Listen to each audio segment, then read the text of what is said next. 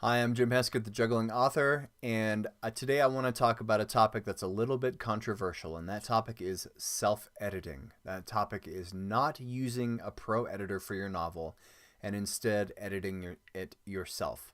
Now, this is controversial because the common wisdom is you always hire a pro editor, but a lot of authors don't. A lot of authors self-edit. I've self-edited some of my stuff, and I've used professional editors. So I want to take you through a little checklist that I think that you should consider if you're debating whether or not to get a pro editor or to edit yourself. First of all, can you afford a professional editor? And I don't just mean money, I mean time.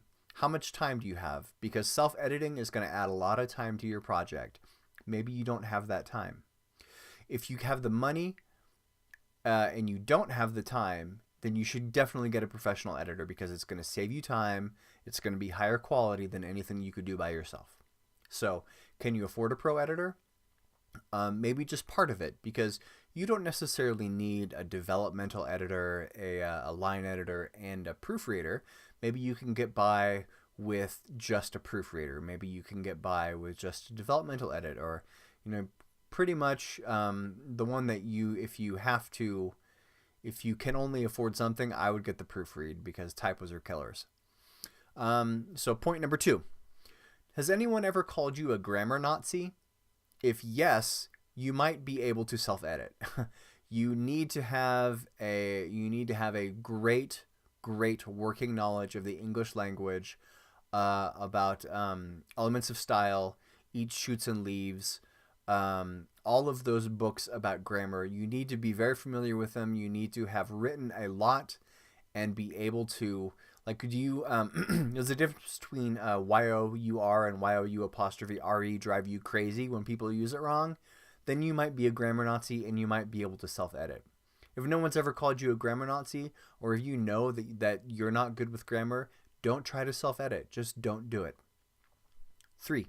In books that you have published, have you ever gotten any bad reviews about your grammar or typos?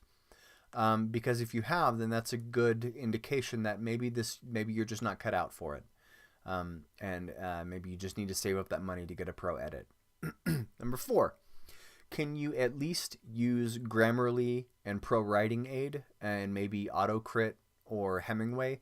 AutoCrit and Hemingway I've never used, but Grammarly and Pro Writing Aid I have. I really like Pro Writing Aid for stylistic things, like it helps me find when I start consecutive sentences with the same word, or when I overuse passive voice or adverbs or words like some or just. Those are 2 words that I use all the time that I definitely overuse that can usually be cut. And also, if you've used Grammarly and Pro Writing Aid a lot, it's going to help teach you about grammar. So the more you use Grammarly and Pro Writing Aid, the better you will get at self-editing. Because one thing here, I guess this is number 5, that you really, really, really need to be able to look at your own work objectively. When you finished something, can you put it aside and look at it with fresh eyes as if it were written by someone else? Because I know a lot of times when I'm in my artistic mind and I look at something I've written, it's hard for me to see it objectively. I need some space, I need some distance so that I can look at it objectively and go through there with a red pen and mark it up. All right, and then number 6. Do you at least have a beta team or an alpha reader or ARC readers who will give you feedback? Because let me go through the 3 kinds of editing real quick. Developmental editor. This is the one I think you could probably skip if you have beta readers who will point out plot holes to you. I have an alpha reader who she reads my second drafts and she tears them apart and says, here's what this didn't make sense. This is a plot hole here. You really need that. And if you don't have that, then that's what a great developmental editor can be for. A developmental editor can help you find where you're missing tropes, where there are plot holes. And if you have a beta team, they can do that for you too, as long as they're willing to do it, as long as you tell them what you're looking for, and they're willing to do it on a timely fashion. Now, about the line editing, you can't expect your beta team to go through and fix all of your commas. That would be ridiculous. If you have someone on your beta team who fixes all of your commas, then that's amazing.